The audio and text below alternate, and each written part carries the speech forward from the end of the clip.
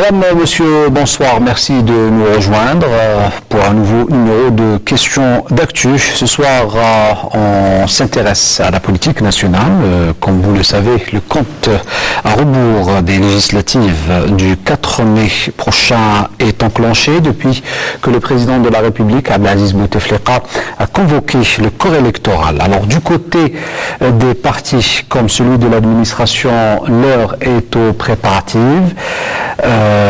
Côté médias, les débats sont variés. Le nôtre ce soir s'intéresse plus exactement à l'enjeu de ces législatives. Quel rôle pour la future Assemblée populaire nationale? Faut-il s'attendre à un changement, voire même une rupture avec les anciennes pratiques? C'est des questions bien d'autres auxquelles nous essaierons d'apporter des réponses. Avec nos invités ce soir, il s'agit sans plus tarder de Lies Djarout. Vous êtes directeur de rédaction du journal Horizon. Merci d'avoir accepté notre invitation. Merci, bonsoir. À vos côtés, Maître Farouk Santeni, président du CNCPPDH. Donc c'est la Commission nationale consultative pour la promotion et la protection des droits de l'homme. Merci d'être avec nous ce soir. Merci de votre invitation. Également avec nous, le professeur Mohamed Taibi, parlementaire et sociologue. Merci d'être avec nous. Bonsoir. Et à vos côtés, M. Abdelwahab Djakoun, vous êtes directeur de publication du quotidien La Nouvelle République. Merci d'être avec nous ce soir. Alors, d'emblée, on rentre dans notre débat avec la question principale que se pose bon nombre d'Algériens, professeur Taibi. Les Algériens s'apprêtent donc à choisir leurs représentants à la Chambre basse du Parlement, la première assemblée post-révision constitutionnelle, ce qui fait un peu sa caractéristique. Quel est l'enjeu? Oui, certainement. Bonsoir, M. Nazim, et bonsoir à tous les téléspectateurs. Certainement, les nouvelles législatives posent vraiment de nouveaux enjeux dans le cadre du parachèvement du grand processus d'étatisation et de modernisation des institutions du pays. C'est aussi les élections en tant que telles, comme pratique politique. Ce n'est pas un rite qui se fait tous les 5 ans.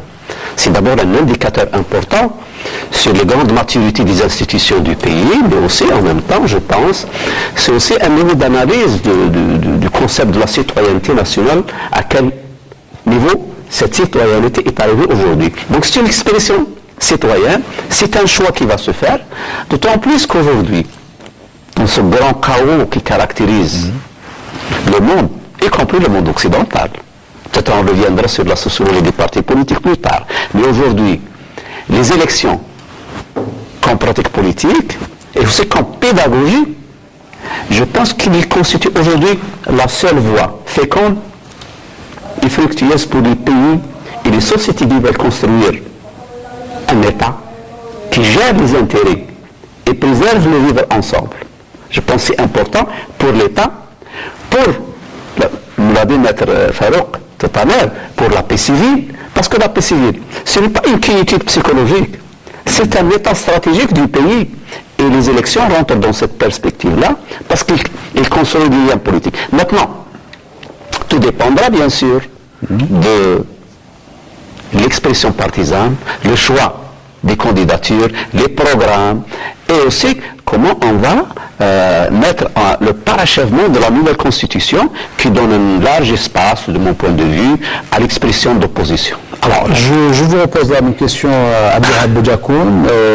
Contrairement en 2012 où on était en plein mouvance internationale caractérisée par ce qu'on a appelé le printemps arabe, les élections de 2017 revêtent une importance particulière, mais un enjeu particulier lequel?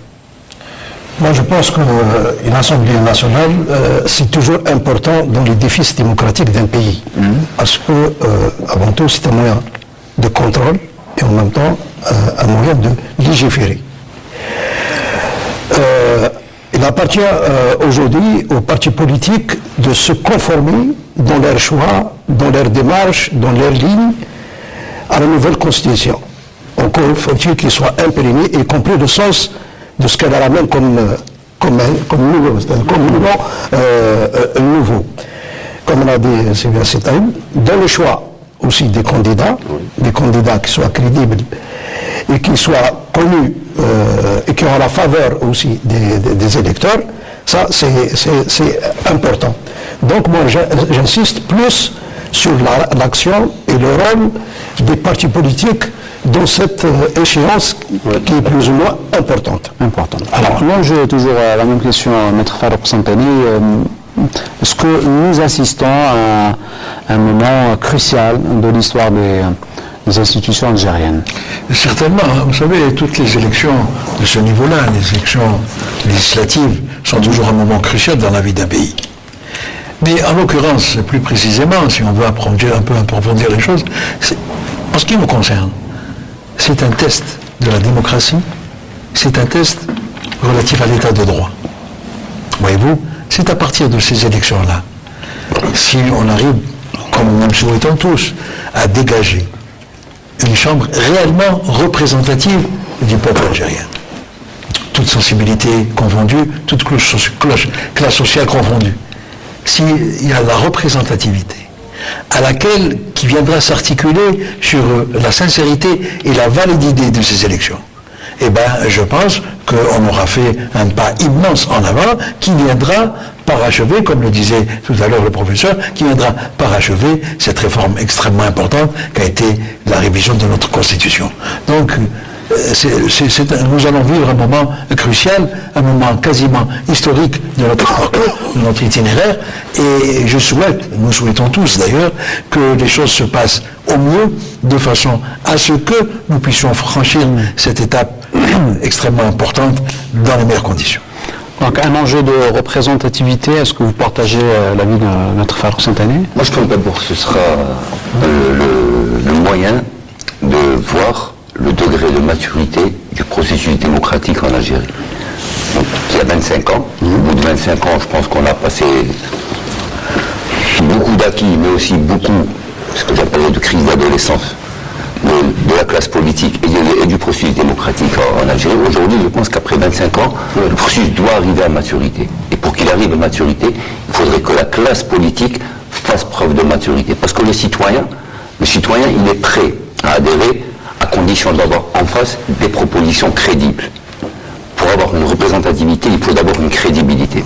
Et c'est ce test de crédibilité auquel seront confrontés, je pense, les partis politiques. Et c'est l'enjeu là. C'est-à-dire qu'il faudra attirer les gens vers lui, et pour attirer les gens vers lui, il faudra être crédible. Et le principal test pour la classe politique nationale, toute tendance confondue, si tendance il y a, elle se trouve là. C'est de répondre à l'attente du citoyen qui, lui, attend des propositions crédibles, des programmes crédibles, particulièrement dans cette phase assez compliquée sur le plan économique, avec la raréfaction des ressources financières, et sur le plan politique, avec l'instabilité qui caractérise notre région et le monde plus globalement.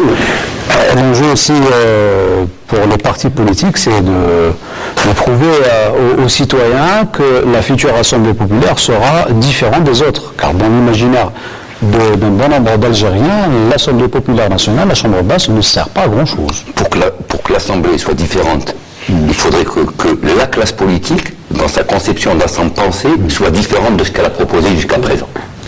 C'est-à-dire qu'elle rentre véritablement dans un débat d'idées, dans des propositions, et je dis particulièrement dans le contexte actuel, crise économique et environnement d'instabilité.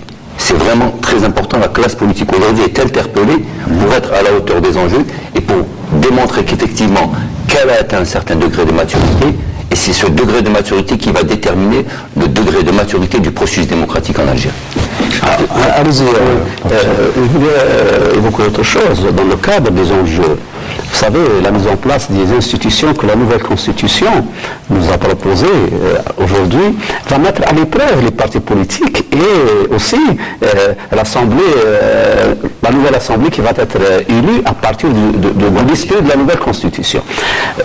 L'opposition a là une marge de manœuvre très très importante.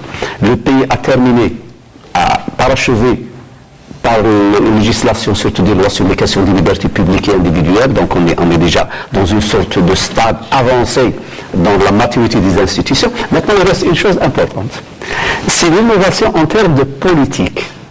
D'abord pour les partis politiques qui vont proposer aux Algériens qui attendent. Moi je vous le dis, l'opinion publique algérienne, à travers toutes ces tendances, elle attend qu'il y ait des listes crédibles, des listes, ou disons, des patriotes aussi divers dans leur opinion, des patriotes qui comprennent réellement qu'ils ont une responsabilité d'abord pour faire avancer la législation nationale en termes de besoins, parce qu'il faut le dire, vous avez évoqué la question. La dernière assemblée auquel j'appartiens, toutes les lois ont été proposées par le gouvernement. Maintenant, la nouvelle constitution, elle donne un espace de proposition de loi très très important. Donc c'est à l'Assemblée de profiter pour satisfaire les besoins du pays en termes législatifs. Mais professeur Taïbé, il faut sortir aujourd'hui parce que dans l'imaginaire algérien, c'est-à-dire qu'on dit tout le monde, pratiquement tout le monde le pense, l'Assemblée populaire nationale ne sert pas grand-chose. Je ne suis pas tout à fait d'accord, elle ne sert pas à grand-chose, elle a servi à beaucoup de choses sur le plan de la production des lois. Maintenant, les clichés que l'opinion publique peut avoir sur X ou Y qui appartient à l'Assemblée nationale, c'est autre chose. Mais l'institution, ce n'est pas autant les hommes qui la font que l'institution elle-même, parce qu'elle constitue une force, une puissance de l'État et de la légitimité de la décision stratégique du pays. Et l'Assemblée, ce n'est pas uniquement un individu ou un ensemble d'individus, c'est l'âme qui produit les lois, mais aussi qui préserve, il faut le dire, qui préserve la sécurité juridique du pays, parce que toutes les crises qui ont secoué les pays qui sont tombés, elles avaient des déficits en termes de structure juridique de l'État, en termes de démocratie, en termes de pédagogie politique, en termes aussi de l'intérêt qu'accordent les citoyens et la société à son État, au pouvoir politique, à la démocratie, à l'alternative politique. Donc c'est un ensemble de principes que même les sociétés occidentales aujourd'hui, puisque vous posez la question, même les sociétés occidentales actuellement trouvent beaucoup de difficultés à trouver des solutions dans des propositions des partis. Monsieur Taïbi, comment se défaire de l'image d'un Parlement où l'hémicycle est quasi vide? Lorsqu'il s'agit de débattre des lois très importantes, c'est l'image qu'on montre. Vous savez, certainement il y avait de l'absence. Il y a une nouvelle loi sur le règlement intérieur auquel je participe. On a essayé un peu de combler ce vide. Mais il reste que le parlementaire, c'est un rapport moral à la société, pas uniquement un rapport juridique. La Constitution, elle règle et elle a légiféré sur les missions des élus. Mais il reste qu'au fond, à la limite, ce rapport à la nation, ce rapport à la patrie, ce rapport à l'État, ce rapport à l'idéal national qui va faire les hommes, et non pas uniquement les lois. Et de ce fait, je pense que les Algériens ne manquent pas de patriotisme. Seulement, ce qui peut-être y a manqué, peut-être qu'on a un peu raté le coche dans certains de ces aspects-là, c'est que peut-être on n'avait pas eu, dans une certaine globalité, les pionniers et les grands bâtisseurs dans la société a aujourd'hui besoin, surtout face à ce grand défi qui nous interpelle. Allez-y, monsieur Jean. Moi, je pense que dans la même lancée, qu'aujourd'hui, les gens ont besoin de nouveaux visages. Donc, il faut rompre avec certaines classiques, ça, il faut le dire. C'est-à-dire, il y a des gens qui sont depuis 4 mandats dans l'hémicycle. Donc, moi, je pense qu'il faut sortir de cette situation. Elle est préjudiciable. Parce que quelqu'un qui a fait plus de 4 mandats, je pense qu'il est déjà consommé. Il ne va rien apporter de nouveau. Autre chose, il faut aussi aller vers des candidats qui sont proches un peu des préoccupations des citoyens, c'est-à-dire qui connaissent leurs problèmes, qui viennent de la même localité. Parce que notre hantise à nous tous, dans cette pareille entreprise, c'est le taux de participation. Oui, ça, voilà. Déjà, vous avez le problème de l'analphabétisme. Déjà, vous avez 7 millions d'analphabètes. Primo. Deuxièmement, même la classification politique chez nous ne veut rien dire. Démocrate, islamiste, nationaliste. Ça ne revoit aucune visibilité politique, ça ne revoit aucun programme politique, ça ne revoit aucun choix politique. C'est vague, c'est vague, c'est vague. En plus de ça, vous avez une multitude de partis. Le citoyen ne va pas se retrouver dans dans cette situation. C'est pour ça qu'il y a beaucoup de bulletins nuls. Autre chose, les partis politiques sont devenus des appareils occasionnels. Quand il s'agit qui ne se manifestent dans les élections. Ça aussi, c'est préjudiciable. C'est-à-dire qu'il n'y a pas un travail de mobilisation, de sensibilisation durant le reste de l'année.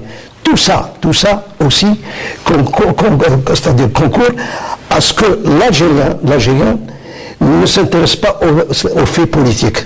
Donc, moi je pense qu'il faut rompre encore une fois avec cette situation. Mais l'Algérien, vous dites que l'Algérien ne s'intéresse pas aux faits politiques, mais ça doit avoir une cause aussi. Si dans la rue on parle de phénomènes d'argent au sein des partis politiques, comment se fait le choix des candidats, comment on devient tête de liste, tout ça il faut le combiner pour essayer de comprendre ce qui se passe réellement.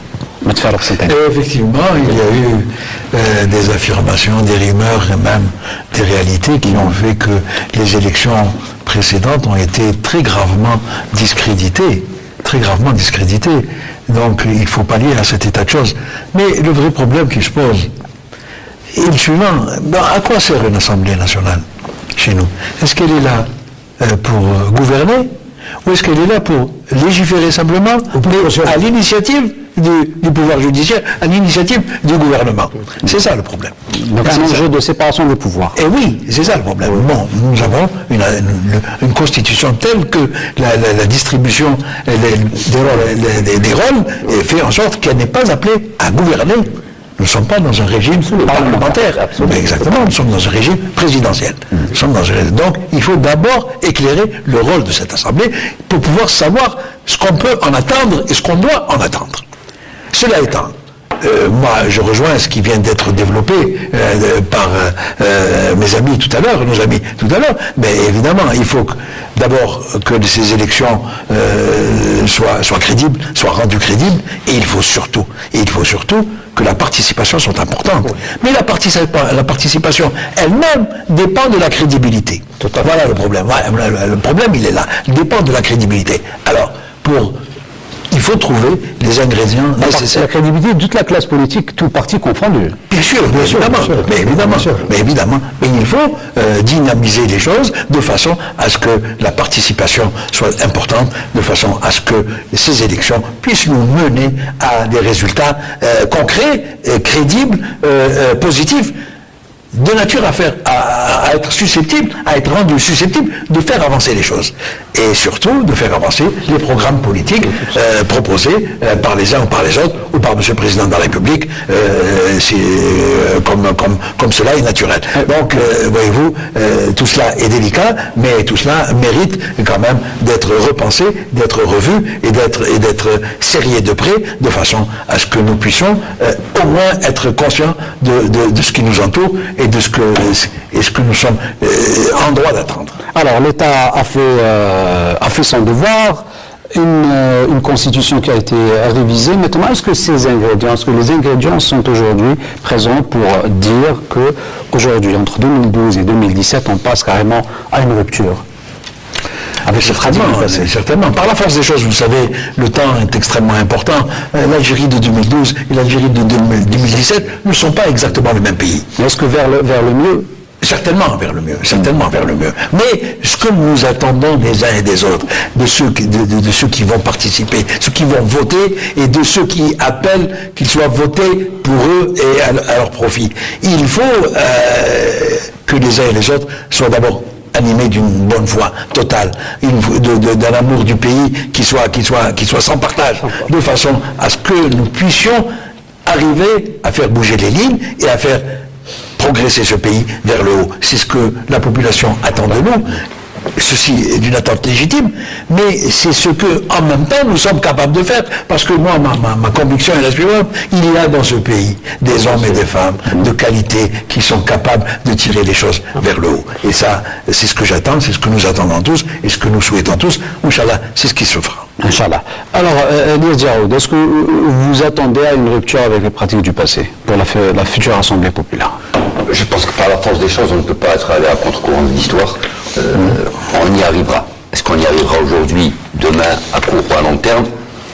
Je ne sais pas. Par contre, ce que je sais, c'est qu'aujourd'hui, il y a, y compris dans les pays où on parle de démocratie aboutie, on pose la problématique d'une crise de la représentativité démocratique. Vous voyez ce qui s'est passé aux États-Unis, vous voyez ce qui risque de se passer en Europe avec les montées de l'extrême droite. Il y a véritablement une crise de la représentativité démocratique. Le problème en Algérie, et je reviens toujours au principal animateur du processus démocratique, c'est la classe politique. Si cette classe politique ne se réforme pas dans sa pensée, dans sa façon de faire, dans sa façon de travailler, dans sa relation avec les institutions et dans sa relation avec le citoyen, on n'avancera pas, c'est clair. Et aujourd'hui, je pense que la classe politique est contrainte d'aller vers ça. Ça se fera. Et ça se fera aussi à travers un assainissement de la scène politique. 60 partis aussi, c'est pas sérieux. 30 partis, c'est pas sérieux. 30 partis qui disent pratiquement tous la même chose. Et pour chacun, le référent c'est novembre. Mais chacun voit novembre à sa manière. C'est ce qui est en train de se passer aujourd'hui. Donc aujourd'hui, il faut assainir la scène politique. Il faut peut-être aller vers des grands pôles. Il faut peut-être rassembler des courants d'idées qui vont dans le même sens. Il faut que d'abord qu'il y ait une visibilité au niveau des programmes, de ce qu'on propose aux citoyens. On ne sait pas. Est-ce qu'on sait sérieusement, dans les 30 ou 40 partis qui existent sur la scène nationale, d'abord, est-ce qu'on sait quelle est leur implantation, quel est leur ancrage populaire? On ne sait pas. Il y a des partis qui ont 3 militants sur l'année, et puis quand on découvre le jour des élections, parce que, ça rapporte. De deux, quels sont les programmes? Est-ce que vous avez... il y a eu des débats ces derniers temps, il y a eu quelques petits meetings, petites conférences de presse. Est-ce qu'on connaît les programmes économiques? Parce que c'est ça la base, en vérité, si vous avez connaître les programmes. Parce que les grandes questions sont économiques aujourd'hui dans le monde. Est-ce qu'on connaît les programmes économiques des partis? À quelques rares exceptions, il n'y en a pas. Le seul discours politique qu'il y a aujourd'hui pour une grande partie de la classe politique, c'est d'anathémiser ce qu'on appelle le pouvoir. Encore faudrait-il que le pouvoir soit monolithique et qu'il y ait vraiment un courant d'idées, que ce ne soit pas un lieu où il y a plusieurs... Il n'est pas monolithique, le pouvoir. Donc ce discours, il faut qu'on rompt avec ce discours, il faut que les gens arrivent à rénover la pensée politique et apporter des programmes sérieux et rassembler les courants d'idées dans de grands pôles. Allez-y, vous savez, peut-être le champ politique algérien maintenant, il y a l'essentiel et il y a l'accessoire. Et quand on discute politique, on va directement vers l'essentiel. Et quand je dis essentiel, je dis parti politique, que ce soit dans la majorité ou dans l'opposition, c'est-à-dire quelque chose de structuré. Je pense que nous sommes dans un processus, et non pas dans une logique de rupture, dans un processus d'accumulation d'expérience, et une société aussi qui, de par un peu la tradition et aussi les accros et les violences, c'est aussi une société qui a un rapport encore flou à la politique. Ajoutant à cela ce que j'appelle un peu les équipements anthropologiques du tribalisme, du régionalisme, du népotisme et de tout ça. Donc nous sommes dans une situation de sociologie politique assez complexe et je pense que c'est au rôle des élites et des compétences politiques qu'on doit trouver aussi dans les partis politiques. Nécessairement, sinon il n'y aura pas cette lumière, ce jaillissement du centre qui donne à la politique un peu son ampleur. Parce que les Algériens ont besoin d'image à travers la représentation, mais aussi ils ont besoin de discours qui les porteraient vers des utopies, mais aussi il y a des questions majeures, particulièrement, et je vois que les partis politiques sont un peu loin de cette problématique, on a le modèle économique qui est en train de se faire dans notre pays. On ne l'a pas discuté ni au niveau des partis politiques, mais aussi peut-être au niveau de l'Assemblée actuelle. Donc vous voyez... Peut-être les enjeux sont ailleurs pour les partis. Peut-être que les partis ne fonctionnent pas réellement comme des structures de pensée et d'approche et de proposition plus qu'une sorte de caserne politique qui essaie un peu d'avoir une position vis-à-vis de l'échiquier et n'est pas prête à apporter cette plus-value en termes d'idées, cette plus-value en termes de patience politique, parce qu'un parti n'est pas fait pour prendre uniquement le pouvoir, il est là dans la configuration d'un ensemble d'idées, et vous savez actuellement, les grandes crises de société moderne, c'est les chefs des partis politiques. Les États-Unis, un exemple, la France aujourd'hui, un autre exemple. Maintenant, dans notre pays, qu'est-ce qu'il faut? C'est ça un peu ce qui va se passer dans les élections prochaines. Quels sont les facteurs déterminants qui vont jouer? C'est les éléments que les partis politiques auraient proposés.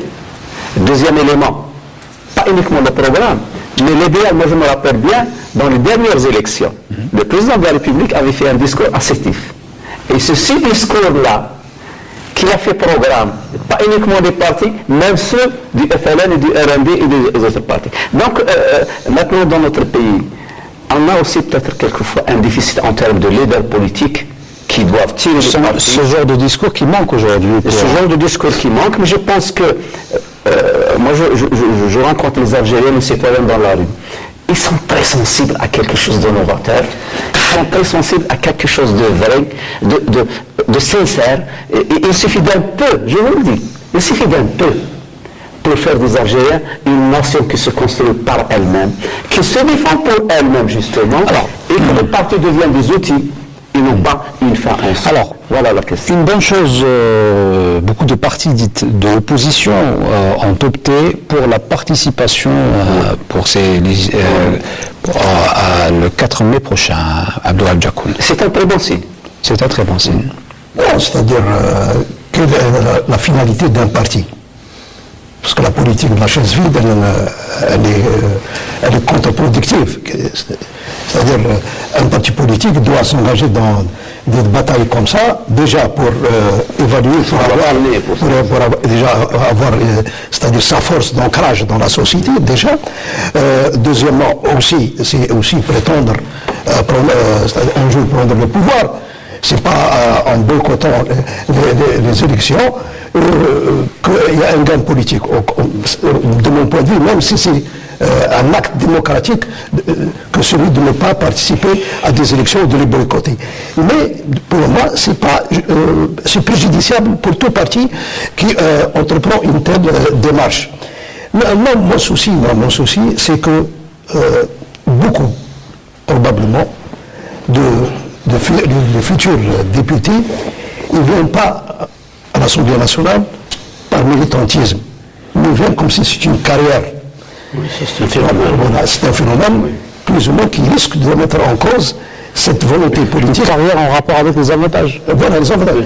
Voilà, il risque de remettre en cause c'est-à-dire ce changement auquel le pouvoir public aspire. Et nous, comme on est des journalistes, il y a beaucoup d'informations qui ne sont pas venues. Il y a des petits partis qui proposent c'est-à-dire des postes à des prix exorbitants. Il faut le dire, jusqu'à 2 milliards de centimes, jusqu'à 1,5 milliard de centimes. Parce qu'il y a des fortunes qui sont construites ces dernières années. Donc ces fortunes veulent aussi une expression politique. Une expression politique pour défendre aussi leurs intérêts. Donc, ça se transmet de bouche à oreille, ça nous donne une opinion publique tout à fait... Voilà, et ça risque de tenir l'image aussi de ces... Et c'est pour ça qu'il faut assigner, il faut aller vers des pôles politiques, c'est-à-dire identifiés, qui soient identifiés pour tout le monde, à la fois pour les pouvoirs publics et à la fois aussi pour les citoyens, pour les électeurs, pour que demain, les gens sachent pour qui ils sont en train de voter. Est-ce que c'est pour un programme de gauche ou de droite ou libéral aujourd'hui ça n'existe pas. Alors là, ça nous met directement en droite ligne avec l'article 94 de la fameuse condition des 4%. La fameuse condition de 4%. Oui, ça a été discuté, la question de 4%. Il y a des gens qui ont voulu que ça soit 5 ou 6%, ou même 7%. Mais vous savez, quand vous avez une pléthore d'organisations politiques, je ne dirais pas partis politiques, et que le champ vit une sorte de surenchère politique, l'État et le pouvoir public ont le droit de légiférer dans le domaine et de réglementer et de régler aussi la pratique du politique lui-même. Parce que la pratique du politique ne relève pas de la volonté des individus. Elle relève aussi de l'image de l'État et de l'efficacité de la gouvernance du pays. Un parti politique, ce n'est pas un registre de commerce politique. On s'engage à être acteur politique. Et de ce fait, je pense que je vous le dis franchement, moi j'ai défendu 4%. Pourquoi? Pour mettre des barrières, pour faire de la politique quelque chose qui se mérite. Et faire aussi des acteurs politiques, des gens qui ont des idées, qui ont l'image, et non pas ceux qui vont investir l'espace public pour diffuser le charlatanisme qu'on entend parfois. Mais, ça aussi je tiens à le dire, c'est qu'une société s'apprend par l'erreur aussi et dans l'erreur. On aussi n'est pas une société qui est démocratique donc parachevée. On est dans des processus, peut-être qu'on paye parfois. On paye parfois nos insuffisances sur le plan de la culture politique, c'est vrai.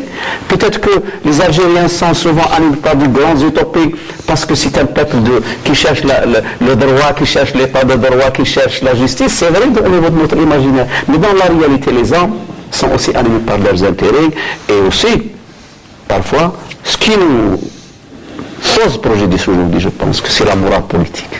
La morale politique, c'est une grande question dans ce pays-là. Et je pense que la justice... Mais qui doit être garant justement de cette morale politique? C'est les lois du pays. Quelqu'un qui se présente à une élection doit être blanc comme neige. C'est dans tous les pays du monde que ça se passe comme ça. Pas uniquement chez nous. Donc il faudrait que la rigueur de la justice doit être... Oui, la morale des médias aussi. Hein. Et le rôle des médias aussi. Oui, pourquoi pas. Tout à fait, les médias, c'est un peu ce contre-pouvoir qui doit aller dans ce sens-là, dans le filtrage des acteurs. Et celui qui veut faire de la politique, il n'a qu'à être net. Et sinon, il ne faut pas qu'il va se cacher au niveau de l'Assemblée nationale pour bénéficier de l'immunité. D'ailleurs, moi je propose que l'immunité doit être relevée au niveau des instances de l'Assemblée nationale. Et que cette immunité doit être réglementée et ne doit pas protéger les gens quand ils vont commettre des délits ou des infractions.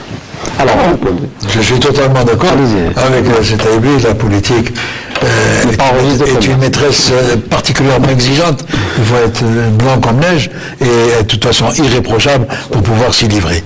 Mais pour compléter ce qui vient d'être dit en ce qui concerne les 4%, moi j'ai du respect pour tout le monde, évidemment. Mais un parti est fantomatique, qui n'existe que par son sigle. Il vient troubler le jeu de la démocratie et fausser les choses. Il faudrait que de lui-même, il puisse songer à se retirer, et à évacuer et à laisser la place aux partis consistants qui ont des adhérents, qui ont des militants et qui ont un programme, un ancrage populaire. Un ancrage populaire, exactement. Bon. Il faut 70 partis ou 80 partis, c'est quelque chose d'éminemment excessif, d'éminemment exceptionnel, et à la limite, c'est antidémocratique. C'est antidémocratique, c'est pas possible. Comment voulez-vous qu'un citoyen puisse se retrouver à choisir entre 80 partis? C'est quasiment impossible. Sans compter que la plupart de ces partis ont le même langage, ont pratiquement le même langage. Et des points de vue qui sont collés les uns aux autres, qu'on ne peut pas différencier. Donc il faut assainir la situation pour pouvoir aller en démocratie, pour pouvoir avancer. Sinon, nous continuerons à faire du surplace et à patiner, ce qui n'est pas recommandable et ce qu'il faut éviter à tout prix. J'aimerais revenir sur le point de tout à l'heure, un point important, qui est cette participation importante de l'opposition.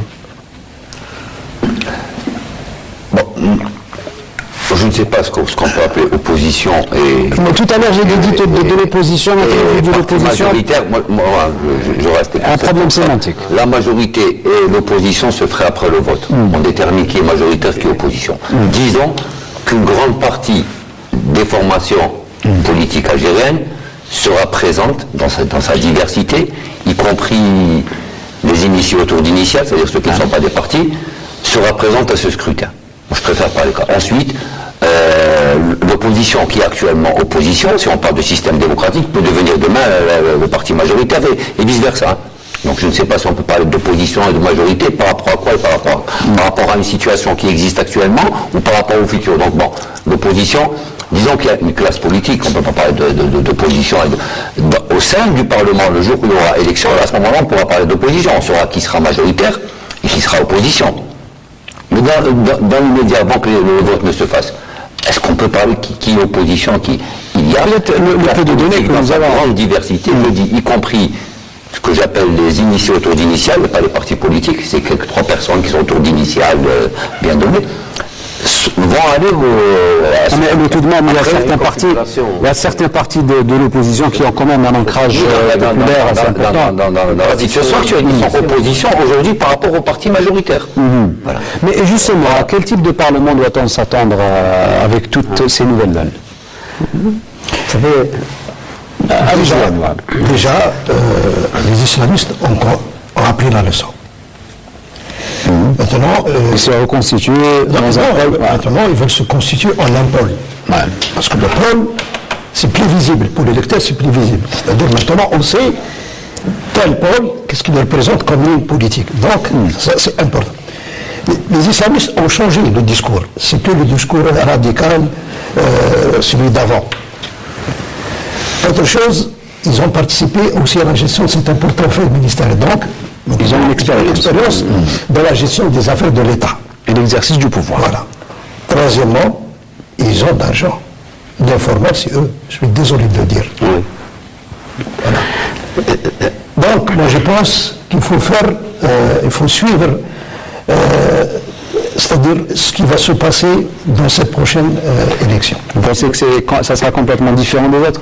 Oui, parce que créer un pôle, c'est avant tout unifier des efforts.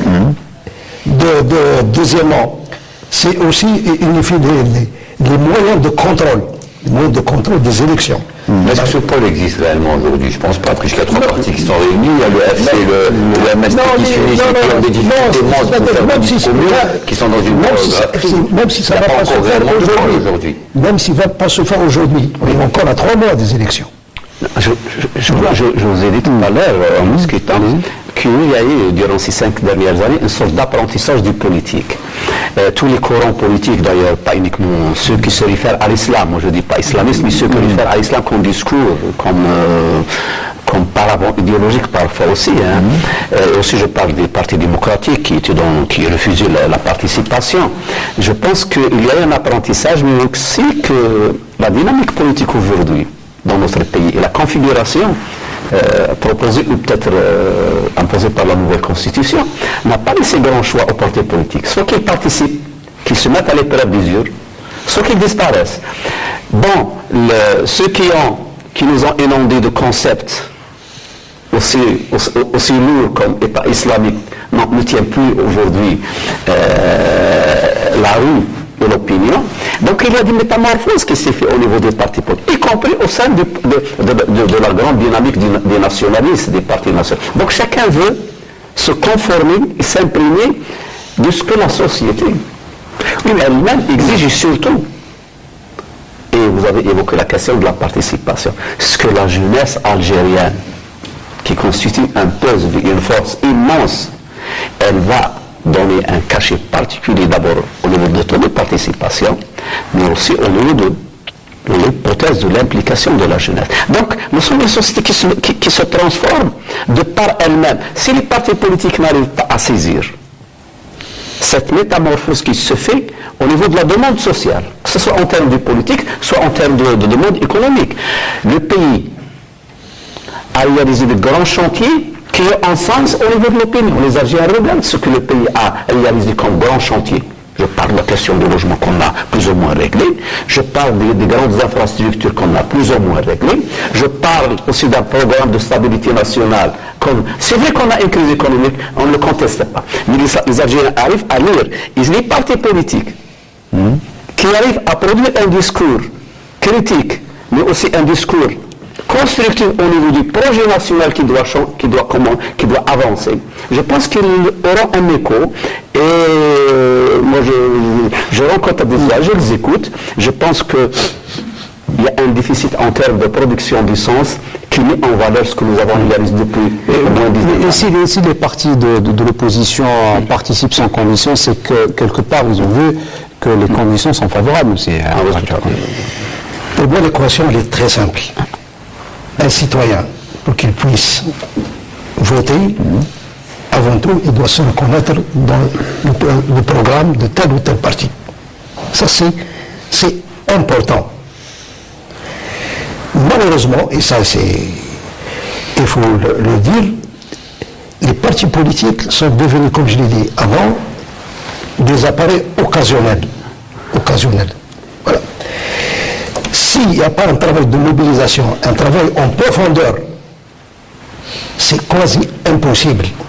Parce que le vis-à-vis aujourd'hui des citoyens, c'est quoi? C'est l'État maman. L'Algérien se comporte vis-à-vis, je ne dis pas du pouvoir, se comporte vis-à-vis de son État comme l'enfant se comporte vis-à-vis du père. Parce qu'il y a l'État maman qui règle tous ces problèmes. Si maintenant, ces citoyens ne se reconnaissent pas dans le programme de ces partis politiques, ils ne vont pas voter. S'ils continuent à se reconnaître dans l'État maman, ils vont rester attachés à l'État maman. C'est un concept que j'ai... Vous avez développé, ça ressemble un peu à ce qu'on peut appeler du paternalisme, mais ça restera en Je parenthèse. pense que les Algériens sont plus mûrs. Ils ont un esprit critique, ils discernent, et surtout au niveau des jeunes. C'est pour ça que j'ai insisté sur le lectorat jeune, qui va vraiment donner un cachet à ces élections-là. Moi, je discute avec les jeunes. Ça vous êtes d'accord avec moi, M. Taïban? Pour que je puisse moi voter sur un parti, il faut que je me reconnaisse dans ce parti. Certainement, il faut, mais pas tous les partis. Moi, je ne suis pas d'accord avec vous. Au niveau de la généralisation, on a de grands partis d'opposition qui en sont très bien enracinés, qui ont un discours qui passe chez leurs militants. Nous avons aussi le discours des partis de la majorité qui tiennent la route et qui arrivent à avoir une influence surtout sur l'Algérie profonde. Moi, je donne des conférences un peu partout au niveau national et j'écoute et j'entends. Je ne suis pas coupé de l'opinion et donc les Algériens, moi je pense que les Algériens ont besoin de nouveaux idéaux, je dirais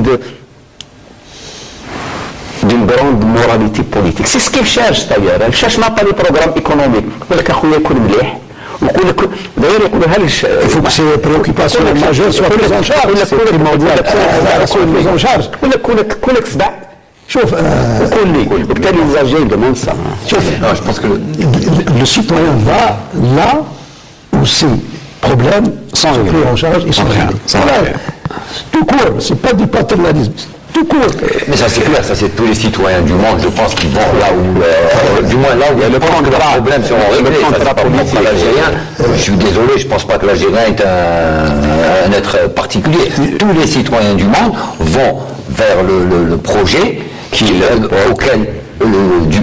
pensent qu'il va régler leurs problèmes, ça c'est sûr. Mais je pense que l'Algérien aujourd'hui, je crois qu'on se trompe beaucoup. L'Algérien est conscient de la situation, il est conscient de l'enjeu, il est conscient des enjeux, il a juste besoin qu'on lui donne des perspectives et qu'on lui donne des perspectives avec quelque chose de crédible. La confiance aussi. Voilà, des perspectives. Mais la confiance, c'est lui donner des perspectives parce qu'il sait très bien que la situation actuelle est difficile et il sait très bien que la conjoncture est difficile, il sait très bien que le marché pétrolier a véritablement chuté, il sait très bien que beaucoup de difficultés nous attendent, mais il a besoin qu'on lui donne des perspectives. Justement, est-ce que dans toute cette classe politique, y a-t-il des partis qui donnent justement cette perspective? Sûrement. Ouais. Le citoyen algérien n'est dupe de rien et il n'est dupe de personne. Il est parfaitement conscient de la situation dans laquelle il se trouve. Ça, c'est une vérité élémentaire qu'on ne peut absolument pas discuter. Elle est là, elle s'impose par elle-même. Mais si nous parlions de changement tout à l'heure entre ce qui s'est passé en 2012 et ce qui est susceptible de se passer en 2017, à mon avis, c'est le suivant. Les partis d'opposition ne sont plus des simples entreprises de dénigrement. Il y a un programme, il y a un fond, il y a des courants de pensée, il y a des objectifs, il y a un discours et qui est quand même plus palpable, plus substantiel. Et c'est ce qui m'encourage, moi personnellement, à considérer que la participation sera importante. Et cela étant, on ne peut pas concevoir, ce serait véritablement dramatique, un Parlement où l'opposition serait absente, ou serait réduite à la portion congrue. Ça, c'est complètement, ce serait vraiment désolant. Ce serait vraiment contraire à toute la réforme constitutionnelle qui a été initiée par M. le Président de la République. Donc, je pense que nous sommes dans la bonne direction, pourvu que les choses continuent à prendre de l'ampleur et que le 4 mai, elles se concrétisent dans la direction que nous souhaitons tous. Et parmi les garanties donc, et les nouveautés aussi, l'installation d'une haute instance de surveillance des élections qui est pour quelque chose, j'imagine. Oui, vous savez, cette structure-là qui est constitutionnellement établie avec une structure de suivi, de surveillance, elle donne d'abord de la crédibilité, mais aussi, de mon point de vue, elle donne de la transparence à l'acte électoral lui-même. Et je pense que autant elle va peut-être faire avancer le rapport à l'acte électoral lui-même, c'est-à-dire qu'elle va apporter de la confiance, mais aussi je pense qu'au niveau de la légitimité de l'institution qui va venir, elle va trouver aussi sa force dans l'apport de cette structure. Et moi je ne suis pas tout à fait avec ceux qui cultivent le nihilisme, et que dans ce pays, il n'y a que des faussaires. Non, il y a des gens honnêtes, des juristes, des juges, des structures de droit qui respectent la voix et la volonté des Algériens. Maintenant, il peut y avoir des erreurs, ça je suis tout à fait d'accord avec vous. Mais maintenant, pour notre pays, cette structure-là, il faut qu'elle manifeste, elle, de par son action et sa présence dans l'espace public. Il faut qu'elle manifeste d'abord sa compétence, elle doit l'exiger au niveau de l'opinion, et qu'elle manifeste sa présence, et qu'elle intervienne dans il ne faut pas que ce soit une administration ou une bureaucratie. Il faut que ce soit l'âme et l'esprit des élections. Dans ce cas-là, je pense que les Algériens vont se trouver au terme d'un consensus électoral qui va leur donner une opposition consistante, et ce que je souhaite, une majorité constructive et ouverte, et qui, peut-être ça a beaucoup manqué à cette législation, je l'ai toujours dit, et je l'ai dit à cause de ça, une majorité qui doit créer des passerelles avec l'opposition, et que quand l'opposition propose une loi constructive, il faut que la majorité la soutienne dans les projets d'intérêt national. Il ne faut pas qu'on va se trouver dans des camps d'opposition comme si ce pays-là appartient à la majorité et n'appartient pas à l'opposition. Donc il faut trouver des consensus, et je pense que cette structure-là, si elle arrive à pousser l'idée de la morale politique, de la morale électorale, je pense qu'on aura avancé, et le pays va grandir, et va s'agrandir peut-être avec une expérience qui, je pense, est en cours de réalisation. Et c'est aux élites politiques de veiller à ça. Parce que sans État, sans élection crédible, dans ces circonstances-là, j'aurais beaucoup peur pour la sécurité nationale. Dans sa composition, cette structure, comme vous dites, professeur, offre à mon avis toutes les garanties. Il y a des magistrats. Est-ce qu'il est pensable que l'on puisse refuser de faire confiance à des magistrats? Moi, pour moi, c'est au-dessus de mes forces. Je ne peux pas concevoir que l'on ne puisse pas faire confiance aux magistrats. Sinon, il n'y a plus de pays possible. Il n'y a plus de pays possible. Il n'y a pas d'avenir possible. Notre moitié de la composition, c'est la société civile. La société civile, c'est quelque chose d'éminemment respectable. Vous savez, il n'y a pas aucun pays au monde, historiquement ou géographiquement, n'a progressé sans le travail, la participation de la société civile. Donc, voyez-vous, nous avons tous les ingrédients. Les Européens parlent sur la société civile comme une alternative à la défaillance des partis politiques. Exactement. Et il y a exactement, donc, nous avons, si vous voulez, tous les éléments du puzzle qui fait que ce mécanisme doit d'abord, à mon avis, sera capable de conduire les opérations à bon port. Deuxièmement, il est capable de faire en sorte que les élections à venir seront des élections propres, au sens total du terme, au sens total de toute l'acception du terme. Et à ce moment-là, nous aurons fait un saut qualitatif extrêmement important dans la démocratie. Et la commission en soi, déjà, c'est une réponse à la demande de l'opposition. Voilà. Deuxièmement, c'est aussi, elle traduit les volontés des pouvoirs publics d'aller vers des élections propres et transparentes. Et même M. Dermel, dans son discours introductif l'autre jour, il a été très clair. Il a dit, si demain, par exemple, il y a un responsable ou un ministre qui utilise les moyens de l'État pour faire sa campagne, il sera sanctionné. Déjà, il a donné le temps. Maintenant, pour ce qui est de l'argent, il a tenu aussi à clarifier, il a dit, il y a aussi la responsabilité des partis politiques. C'est à eux. Maintenant, s'il y a des dossiers qui nous parviennent, on on va les examiner et les étudier. Alors, une dernière question avant de refermer notre débat. C'est en perspective, est-ce que cette assemblée qui va découler des élections du 4 mai va-t-elle apporter un contre-pouvoir au pouvoir exécutif? C'est l'un des enjeux majeurs de cette élection. Déjà, en dehors de la composante, la nouvelle constitution, elle confère le droit à l'opposition d'introduire des motions de censure quand il s'agit de loi ou de censure du projet. Déjà en soi, c'est une nouveauté. C'est un moyen entre les mains de l'opposition pour rejeter ou recuser certaines lois. Déjà en soi, les textes, les prérogatives de cette assemblée sont clairs, augurent d'un changement. Après, qu'est-ce qu'on va faire de ces textes, comment ils seront utilisés? Et ça, je reviens toujours à l'ombre. Les élus, quel usage vont-ils faire des nouvelles prérogatives qu'on leur a données? On parle aujourd'hui... Même la saisine du Conseil constitutionnel. À partir de 50 députés ou de 30 membres du Conseil constitutionnel, le Premier ministre est obligé de présenter son discours de politique générale devant l'Assemblée.